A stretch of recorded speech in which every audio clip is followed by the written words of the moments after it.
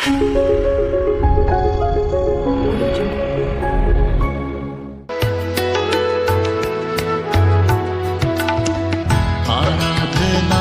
हो आराधना, खुदावंद यीशु की आराधना। आराधना हो आराधना, खुदावंद यीशु की आराधना। शांतिदाता की आराधना, मुक्तिदाता की आराधना। शांतिदाता की आराधना, मुक्तिदाता की आराधना। आराधना हो आराधना, खुदावंद यीशु की आराधना। परमेश्वर के धन्य नाम की महिमा हो। आज के आराधनात्मक मनन की और आप सभी का बड़े प्रेम के साथ स्वागत करता हूं। आइए आज के मनन के लिए हम पढ़ते हैं तीमुथियुस की दूसरी पत्री अध्याय 4 पद 6।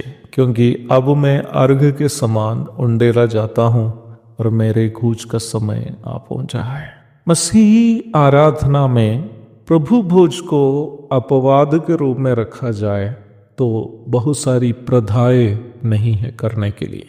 हम गीतों को गाते हैं, परमेश्वर को धन्यवाद चढ़ाते हैं, वचन से मनन करते हैं, भेंट डालते हैं, और इसके अलावा अन्य बहुत सारी प्रथाएं हमारी आराधना सभा में होती नहीं है।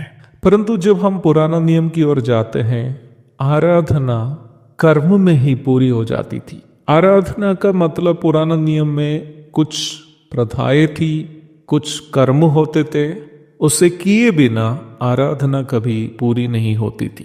परंतु जब हम नया नियम की ओर आते हैं, हमारी आराधना ज्यादातर मौखिक है। मुंह से हम परमेश्वर की आराधना करते हैं, और वचनानुसार यदि बोलूं तो हृदय से निकलने वाली आराधना को हम मुंह के द्वारा स्वर्ग के परमेश्वर को चढ़ाते हैं। परंतु मसीही आराधना में अंतर्लीन एक बहुत ही गहरी आध्यात्मिक सच्चाई है।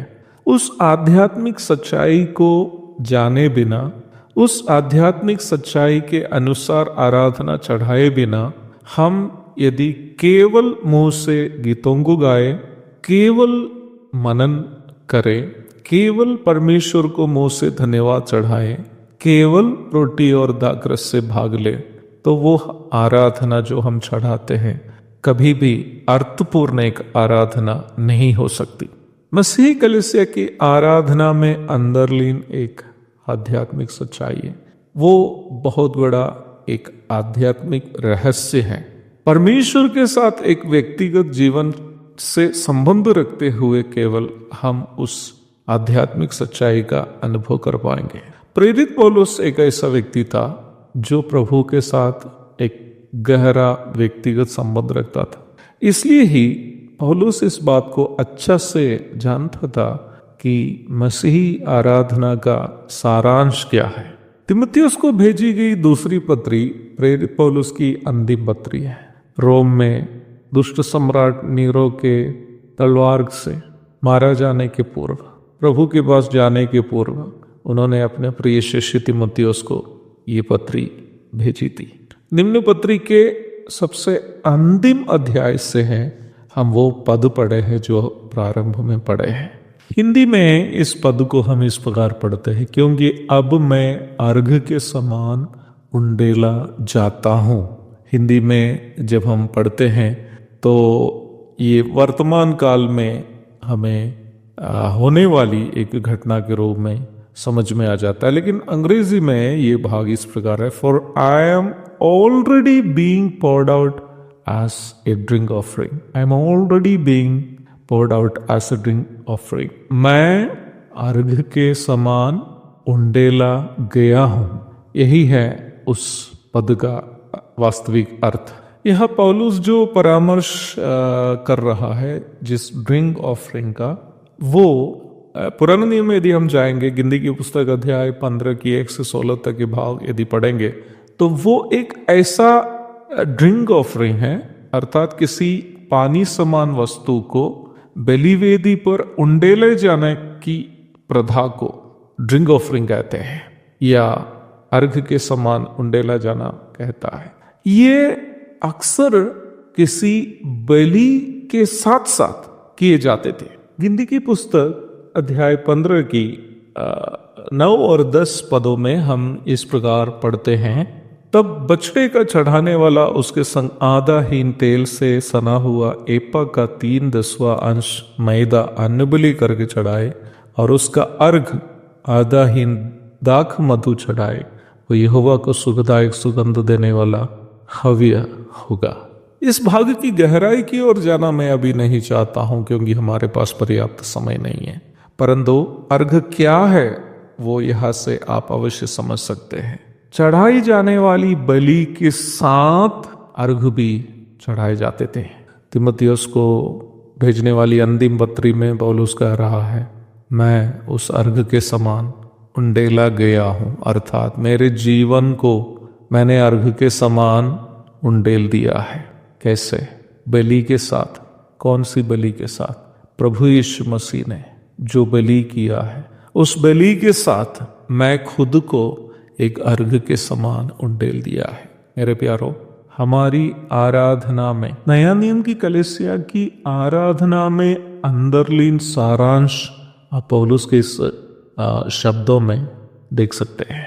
परमेश्वर के सामने पुत्र प्रभु यीशु मसीह ने अपने आप को आराधना के रूप में अर्पण कर दिया है। प्रभु यीशु मसीह के बलिदान स्वरूप जीवन और खुद को बलिदान करके अर्पण करना, वो परम आराधना थी जो परमेश्वर के सामने अर्पण की गई है। जब हम अपने जीवन को यीशु मसीह के बलिदान स्वरूप जीवन के साथ अर्घ के समान उंडेल देते हैं, तो हमारे जीवन ही प्रभु के लिए एक आराधना बन जाता है। हमारे रविवारीय आराधना सभा में, साप्ताहिक आराधना सभा में हम गीतों के द्वारा, मननों के द्वारा, धन्यवाद अर्पण के द्वारा परमेश्वर की आराधना करते हैं। हमारे अंदर में यदि ये इच्छा और ये कामना और प्रार्थना नहीं होती हो कि प्रभु मैं अपने जीवन को आपके द्वारा चढ़ाई गई आराधना के साथ एक अर्घ के समान उंडेलता, तो हमारी आराधना कभी भी अर्थपूर्ण नहीं होगी। हमारी आराधना एक अर्थपूर्ण आराधना तब होगी जब हम हमारे साप्ताहिक आराधना के दरमियान प्रभु से ये कामना करता कि प्रभु मैं भी अपना जीवन आपके बलिदान स्वरूप जीवन के साथ अर्घ के समान उंडेलता हूं, ताकि मेरे जीवन ही आपके लिए एक आराधना बन जाए। एक और शुभ दिन की धन्य कामनाओं के साथ आज का मनन मैं समाप्त करता हूं। अपने अपने जीवन को प्रभु के आराधना स्वरूप जीवन के साथ, उनके मृत्यु और पुनरुत्थान के साथ अर्घ के समान उंडेलने के लिए प्रभु मेरी और आपकी मदद करे। पवित्र दिल से